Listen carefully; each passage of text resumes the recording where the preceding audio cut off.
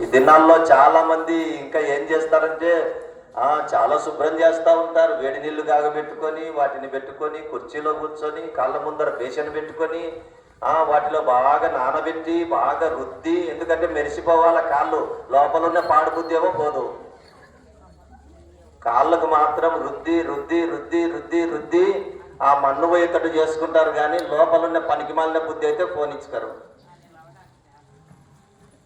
కీడు చేయుటకు పరుగులెత్తే పాదములు ఎవలకు అంటించి మట్టంగా ఉందునా అని ఎన్నో ఒకసారి అగ్గిపుల్ల గీసి మట్టంగా ఉంటారు. ఆ వల్ల గాలితోనే ఉంటుంది. అది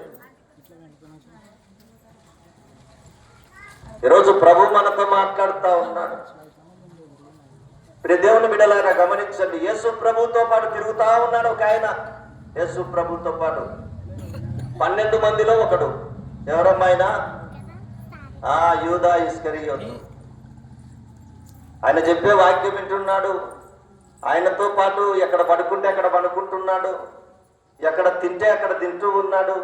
ఆయన చెప్పే ఆశ్చర్యకరమైనటువంటి బోధలు వింటూనే ఉన్నాడు, కానీ బుద్ధి మారలే. ఏం చేయాల?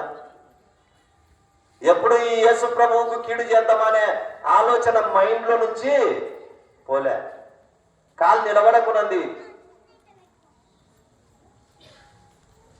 ఎందుకు? యేసు ప్రభువును అప్పగించడానికి. ఎప్పుడు పోదామా? ఎక్కడికి? ప్రధాన యాజకుల యొద్దకు, శాస్త్రుల యొద్దకు. ఎప్పుడు పోదామా?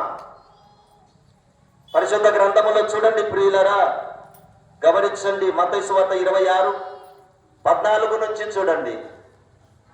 అప్పుడు 12 మందిలో ఒకడగు ఇస్కరియోతు యూదా ప్రధాన యాజకుల యొద్దకు వెళ్ళి, నేను ఆయనను మీకు అప్పగించిన ఎడల నాకేమిత్తురని వారిని అడిగాను. ఏమిస్తారయ్యా? నాకు డబ్బు కావాలా? నాకేమిస్తారు మీరు? ఆయనను అప్పగిస్తా మీకు. ఏమన్నా చేసుకొని, కొట్టనన్నా కొట్టుకొని, తిట్టుకనన్నా తిట్టుకొని, చంపకనన్నా చంపుకొని, అప్పగించే బాధ్యత నాది. కీడు చేసే పాదములు ఇంట నిలవలే, కట్టేసినా ఉండలే. ఆ పాదాలు పరుగెత్తుకొని ఎక్కడికి వెళ్ళాయి?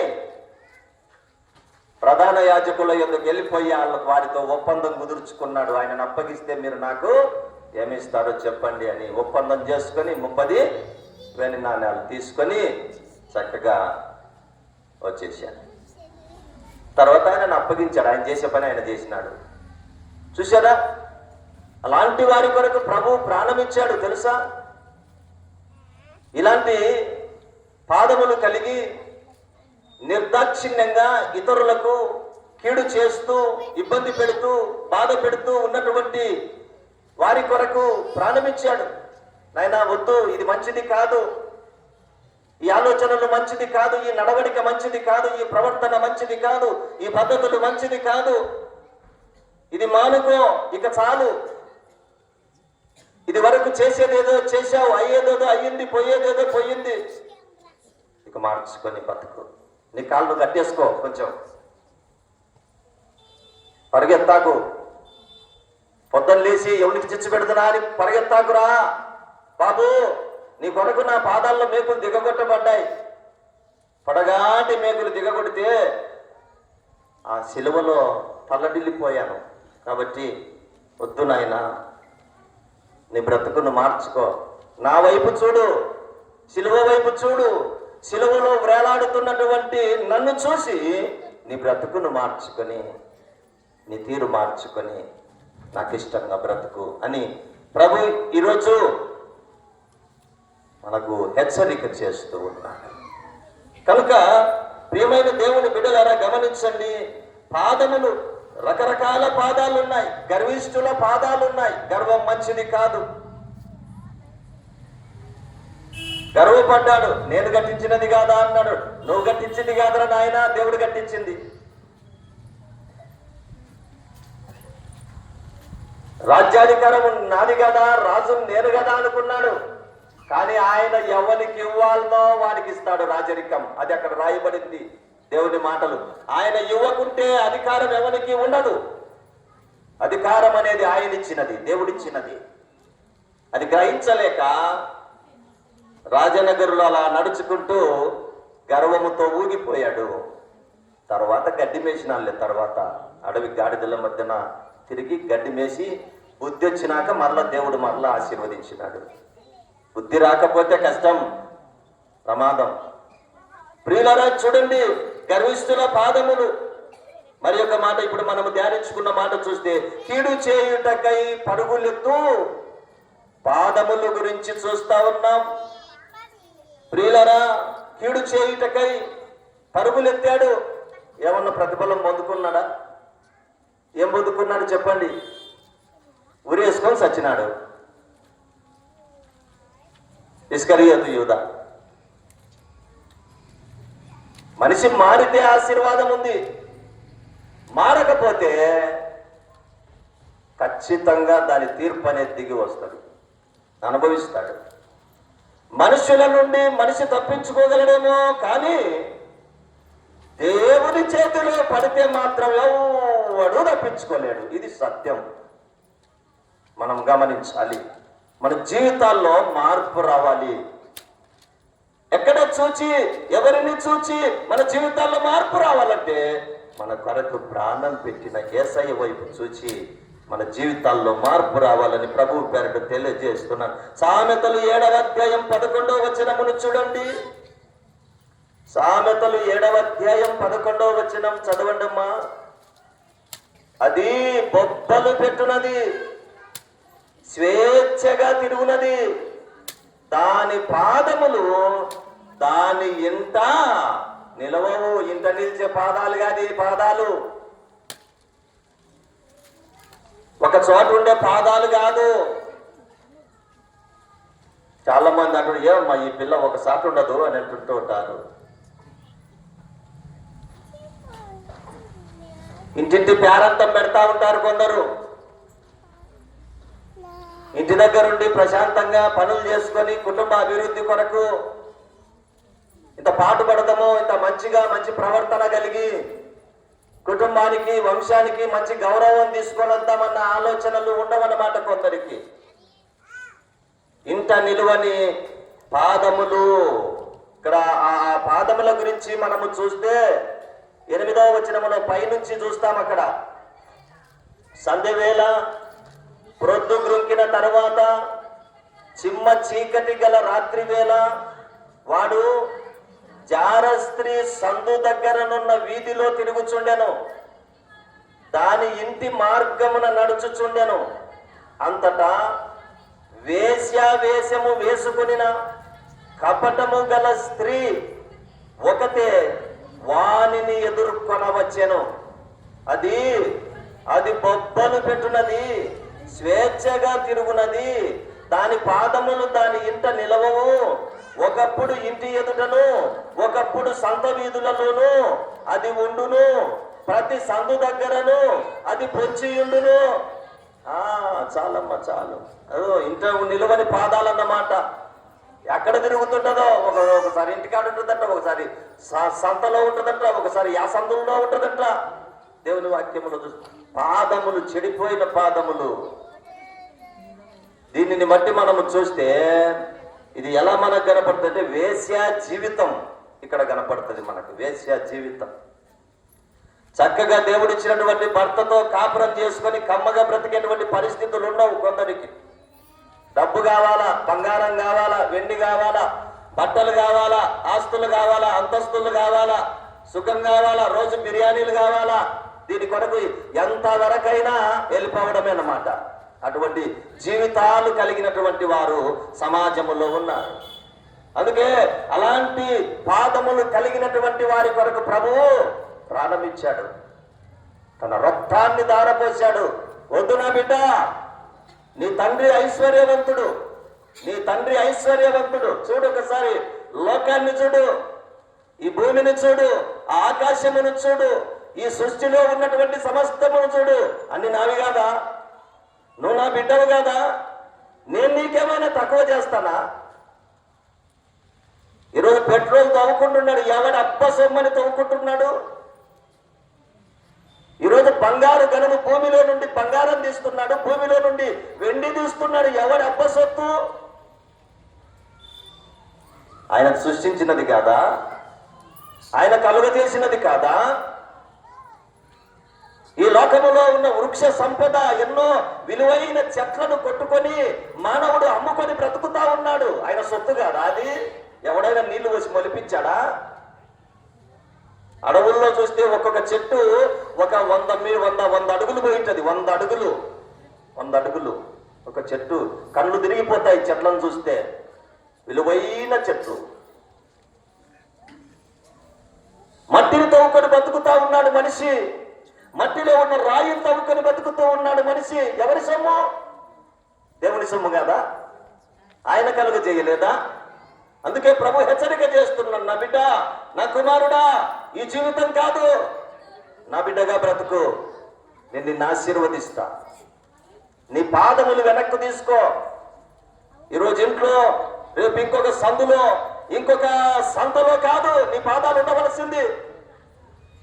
నువ్వు నా సన్నిధిలో ఉండాలి. సమస్తము నాదే, నాది కాకుండా ఏదీ లేదు. దేవుడు వాక్యము ద్వారా తెలియజేస్తూ ఉన్నాడు. ప్రియ దేవుని బిడ్డలారా గమనించండి, ఇంత నిలువని పాదాలు, ఇంత నిలవాలి పాదాలు.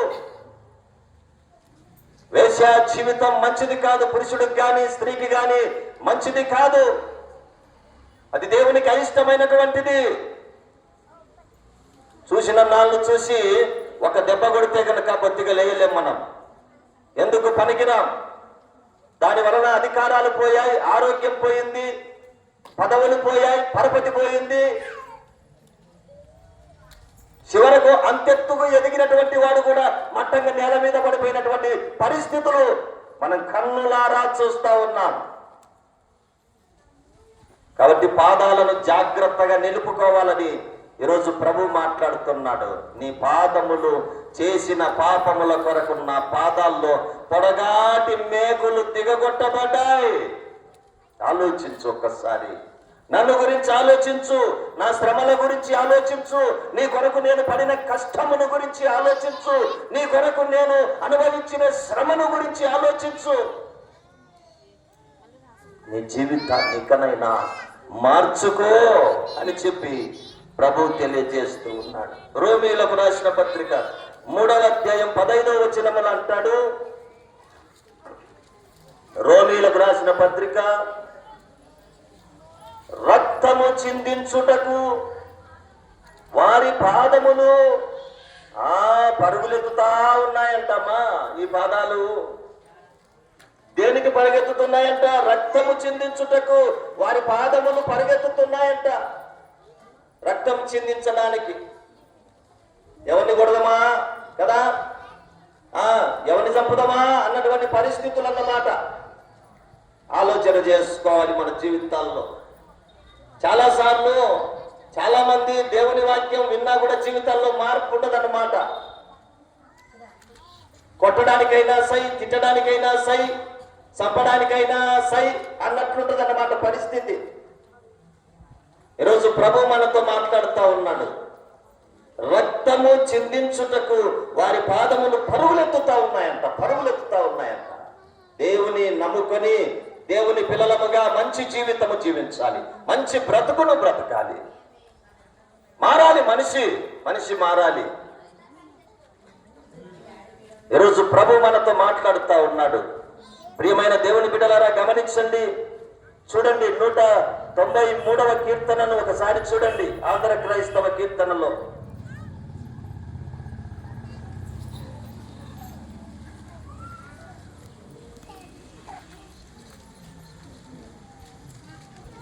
193వ కీర్తన భక్తుడు రాసినటువంటి మంచి కీర్తన మనము చూస్తే, చూడరే సిలువను వ్రేలాడు యేసయ్యను,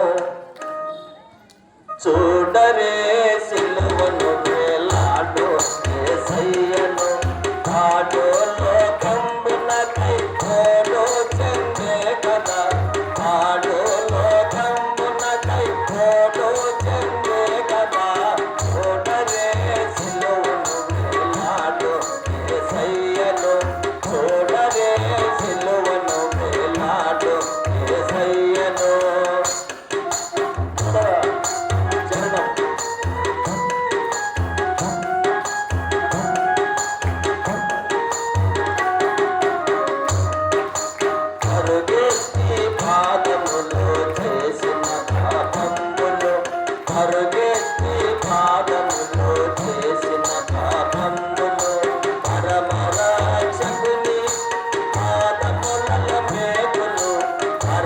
రక్షకుని పాదములలో మేకులు చూడరే సిలువను వేలాడు యేసయ్యను చూడరే సిలువను వేలాడు యేసయ్యను. చూసారా నా ప్రియ సహోదరి సహోదరుడా, ఈరోజు ప్రభు నీతో నాతో మనందరితో కూడా మాట్లాడుతూ ఉన్నాడు. మన పాదముల వలన మనము చేసిన పాపమును బట్టి ప్రభు అయిన యేసుక్రీస్తు పాదముల్లో పొడవాటి మేకులు దిగగొట్టినట్లుగా మనం చూస్తూ ఉన్నాం. ఒకరోజు పశువులకు వెళ్ళాను నేను. మాకు ఎద్దులు ఉన్నాయి, వ్యవసాయం ఉండేది. ఎద్దులు తీసుకొని అడవిలోకి మేపడానికి వెళ్ళే వాళ్ళం. వెళితే ఒక 5-6 మంది వెళ్ళాం. తలా ఒక 2 జతలు అట్లా తీసుకొని వెళ్ళి మేపుతా ఉంటే ఒకనికి బలిసె కంప అని బాగా పొడవాటి కంప ఉంటుంది, బలిసె పండ్లు ఉంటాయి. ఈ పొడవాటి ముళ్ళు వాడు ఆ పండ్ల కోసము అట్లా తిరుగుతూ ఉంటే ఆ ముళ్ళు ఏం చేసిందంటే పాదములో మెత్తని స్థలములో దిగిపోయింది. వాడు కింద పడి అరుస్తా ఉన్నాడు, అందరిని పిలుస్తూ ఉన్నాడు. మేము వెళితే అది ఆ వేళ్లకు కొంచెం పైబాగాన ఆ పల్చగా ఉన్న స్థలంలో అడుగు నుంచి పైకి వచ్చేసేది. మేము పెరుగుతా ఉంటే వాని బాధ మామూలు బాధ కాదు, ఆ పరిస్థితి వర్ణనాతీతం. నిజంగా ప్రియమైన దేవుని బిడ్డలారా గమనించండి, ఆ చిన్న ముళ్ళు ఇరుక్కున్నప్పుడు అది పెరుగుతా ఉంటేనే మనము ఇంత బాధపడుతూ ఉంటే, ఒక్కసారి కావాలని ఆయనను కట్టేసి మరి ఆ శిలువ మీద ఆయనను పడుకోబెట్టి ఆ 2 పాదములు ఒకటిగా చేసి ఒకటి దాని మీద ఒకటి పెట్టి ఆ పైన ఆ పొడవాటి మేకు పెట్టి ఒక్కసారి దాన్ని కొడుతూ కొడుతూ కొడుతూ అలా 2 పాదములు కూడా చీల్చుకొని ఆ చెక్కలోనికి దూరిపోవున్నట్లు కొడితే ఆ బాధ ఎలాగుంటది? ఒకసారి ఆలోచన చేద్దాం మనము కదా. ఎవరన్నా ఏమన్నంటే ఆలోచన చేస్తాం కదా, వాడు అనేనే నన్ను కదా. వానికి ఏదో ఒకటి చేసేదాకా నిద్ర రాదు. మరి యేసు ప్రభు అంతగా మన కొరకు శ్రమ పడ్డాడు అంటే మన జీవితాల మార్పు కొరకు. ఆయన రక్తములో మనం కడగబడిన వారమై పరిశుద్ధముగా పవిత్రముగా బ్రతుకుట కొరకు క్రీస్తునందు ప్రియమైన దేవుని బిడ్డలారా గమనించండి. ఇక్కడ అంటాడు సామెతలు 1వ అధ్యాయం 13 నుంచి చూడండి.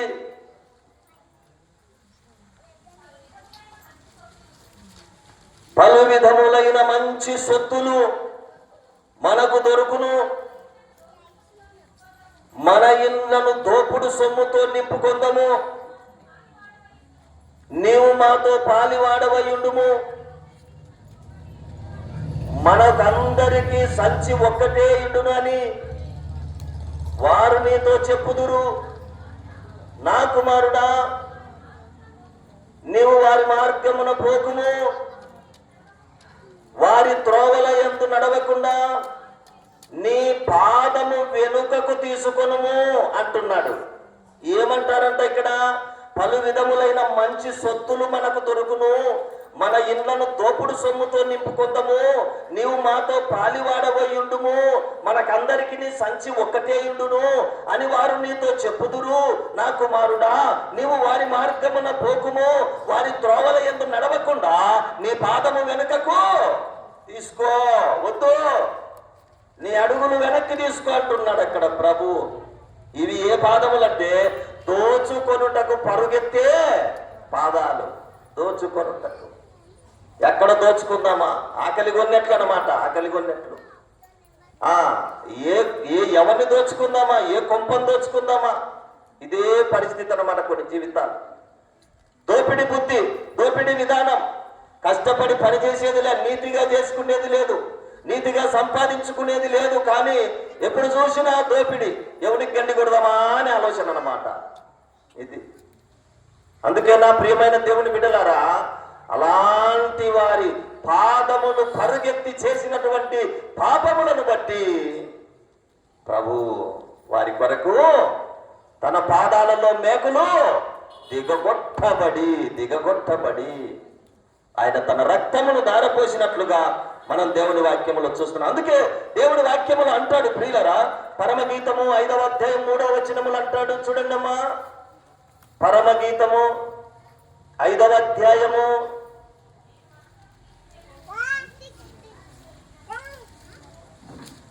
పరమగీతము 5వ అధ్యాయం 3వ వచనం చదవండి. నేను వస్త్రము తీసివేసి తిని నేను మరలా దాన్ని ధరింపనేలా, నా పాదములు కడుగుకొంటిని నేను మరలా వాటిని మురికి చేయనేలా. కాబట్టి గమనించండి, ఇక్కడ ప్రభు మనతో మాట్లాడుతూ ఉన్నాడు.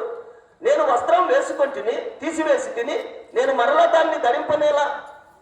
నేను వస్త్రాలు తీసేసాను, స్నానం చేసుకున్నాను, పాత మురికి వస్త్రాలు తీసేసాను, మళ్ళా ఆ మురికి వస్త్రాలే వేసుకుంటే ఎట్లుంటది? గమనించండి, నేను వస్త్రము తీసివేసి తిని నేను మరలా దాన్ని ధరింపనేలా. మరలా వేరే వస్త్రాలు వేసుకుంటా, మరలా వాటిని వేసుకుంటానా? చూడండి, నా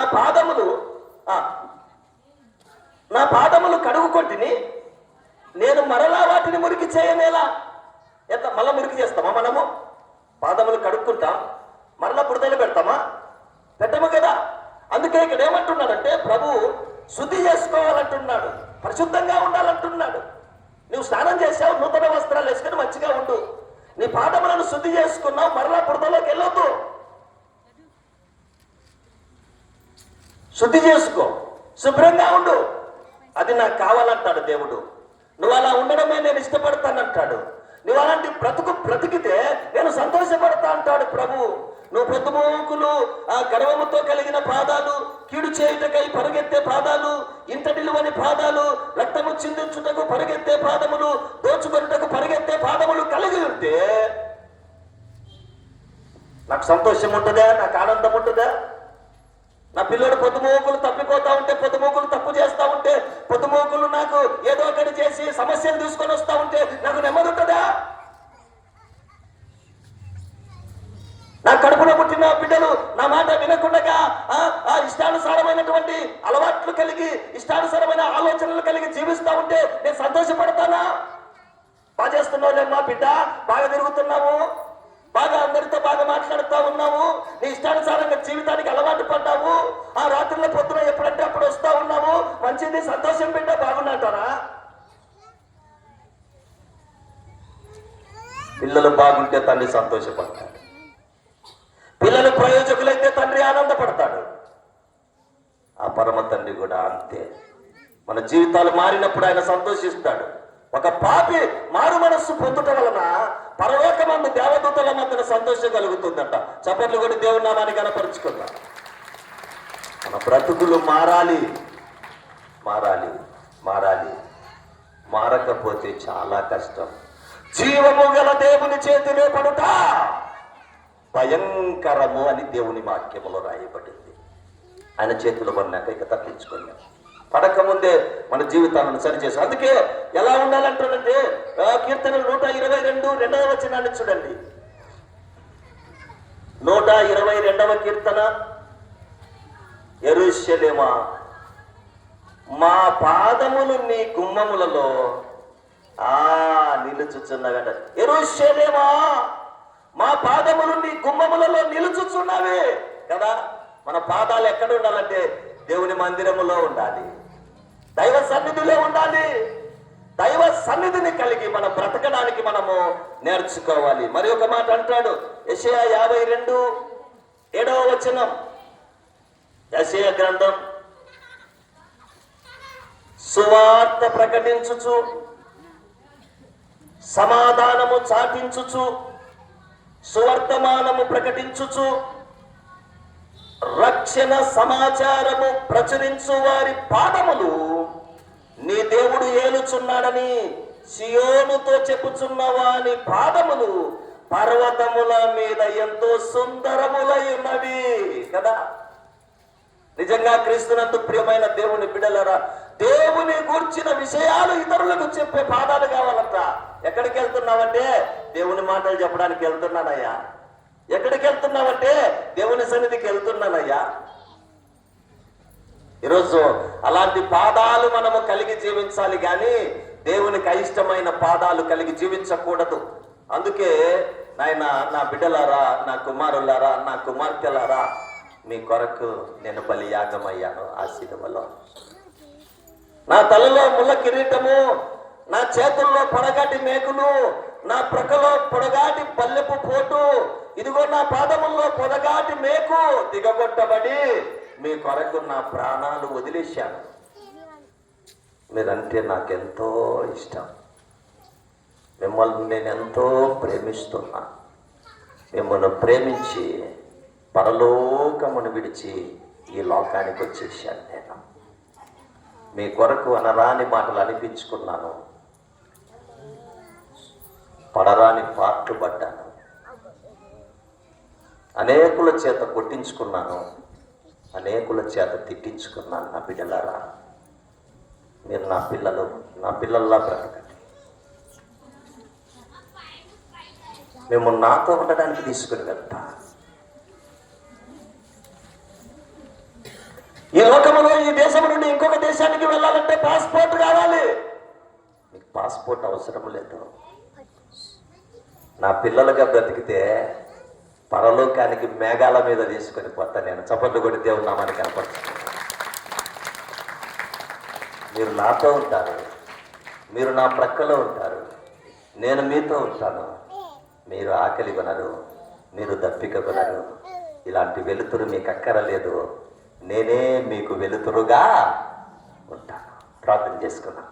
కళ్ళు మూసుకొని తలలు వచ్చి ఈ రాత్రి ప్రభు నీతో నాతో మాట్లాడినటువంటి ఈ మాటలను బట్టి ఒక్కసారి పరిశీలన చేసుకుందాం. మన జీవితాలను పరిశీలన చేసుకుందాం. నా పాదములు ఎలా ఉన్నాయి ఈరోజు? నా పరిస్థితి ఎలాగుంది? ఇలాంటి స్థితి నేను కలిగి ఉన్నానా? అయ్యో నా ప్రభువా, నేను ఎంత తప్పిపోయాను. అయ్యో నా ప్రభువా, నేను ఎంత తొలగిపోయాను. ఈరోజు నువ్వు నాతో మాట్లాడుతూ ఉన్నా. అయ్యా నీకు వందనాలు. ఇక వద్దు ప్రభువా, గర్విష్ఠుల పాదముల గురించి, కీడు చేయుట కొరకై పరుగులెత్తే పాదముల గురించి, ఇంత నిలవని పాదముల గురించి, రక్తము చిందించుటకు పరుగెత్తే పాదముల గురించి, దోచుకొనుటకు పరుగెత్తే పాదముల గురించి తెలియజేశావు. వద్దు ప్రభువా, అలాంటి పాదములు నాకు వద్దయ్యా. నేను నాయన సువార్తను ప్రకటించే పాదాలు కలిగి నేను జీవించాలి. నా పాదములు నీ గుమ్మములలో నిలవాలి అని దైవ సన్నిధిలో ప్రార్థన చేసుకున్నాం. దైవ సన్నిధిలో ప్రార్థన చేసుకున్నాం. ప్రియ దేవుని బిడ్డలారా, దైవ సన్నిధిలో ప్రార్థన చేసుకున్నామండి. ప్రతి ఒక్కరు కూడా కళ్ళు మూసుకొని తలలు వచ్చి ప్రియరా మోకరించండి. దేవుని సన్నిధిలో అడుగుదాం. దేవుడు కృపగలిగిన వాడు, దయగలిగిన వాడు. ఆయన మన పట్ల కృప చూపుతున్నాడు, సహాయం చేస్తూ ఉన్నాడు. ప్రార్థన చేద్దామండి. ఈ సమయంలో మన మధ్యలో ఉన్నటువంటి ఆరు సుందరాజన్న ప్రార్థన చేయాలని ప్రభు పేరిట మనవి చేస్తూ ఉన్నాం. ప్రార్థన చేసుకున్నాం. అమ్మా ప్రార్థన చేసుకున్నాం. నైనా మన పరిస్థితులను మార్చుకుందాం, మన బ్రతుకు మార్చుకుందాం, దేవునికి ఇష్టంగా బ్రతుకుదాం.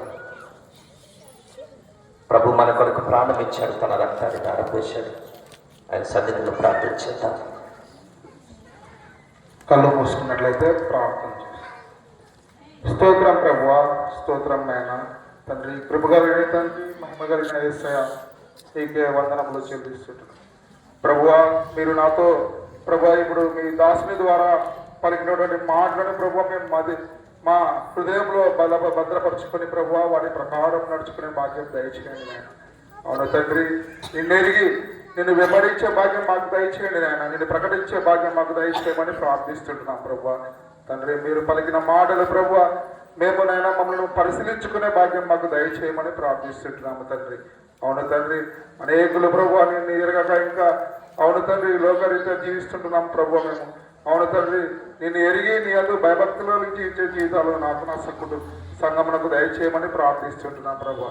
నీ కృపలో నీ కాపుదలలో ప్రభువా మమ్మల్ని భద్రపరచుకోమని ప్రార్థిస్తుంటున్నాం. అవును తండ్రి, ఈ మాటలను ప్రభువా మేము నాయన ఇంకా బలంగా ప్రభువా ఇతరులకు చెప్పే విధంగా మమ్మల్ని తయారు చేయమని ప్రార్థిస్తుంటాం ప్రభువా. నీ దాసులు చెప్పిన మాటలను ప్రభువా అవును తండ్రి పరిశీలించుకొని మమ్మల్ని మేము తగ్గించుకుంటూ ప్రభువా నీ నామాన్ని హెచ్చిస్తూ అవును తండ్రి ప్రార్థన నజరేయుడైన యేసుక్రీస్తు నామములో అడిగి వేడుకుంటున్నాను తండ్రి, ఆమేన్. ప్రభుకు స్తోత్రాలు. దైవనామమునకు మహిమ కలుగును గాక. క్రీస్తునందు ప్రియమైన దేవుని బిడ్డలారా, ఈ సమయంలో మరి కానుకలు తీసుకుందామండి. ఆదివారం కనుక కానుకలు ఉంటాయి. అది పరిచారకులు వచ్చి కానుకలు తీస్తూ ఉండగా 578వ కీర్తన నీ ధనము నీ ఘనము ప్రభు యేసుదే అనే పాట పాడుకుందాం. నీ ధనము నీ ఘనము ప్రభు యేసుదే, నీ దశమా భాగము నీయ వెనుదీతువా.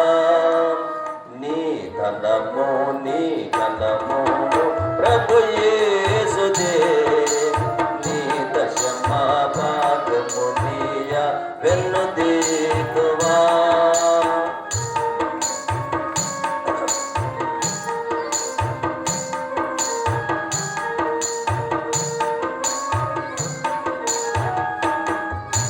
ధరలోన ధనధాన్యములనీయగా కరుణించి కాపాడి రక్షింపగా.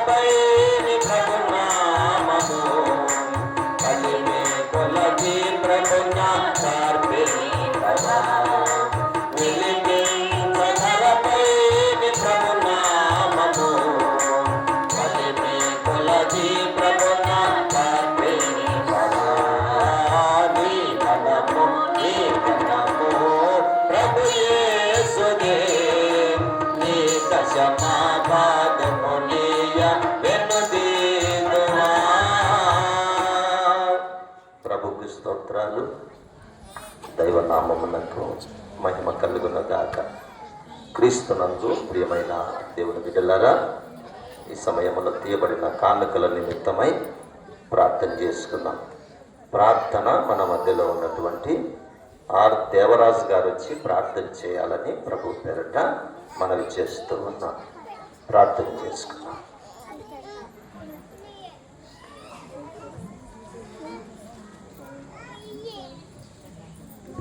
అందరు కళ్ళు మూసుకొని తలలు వచ్చి ప్రార్థన చేసుకున్నాం.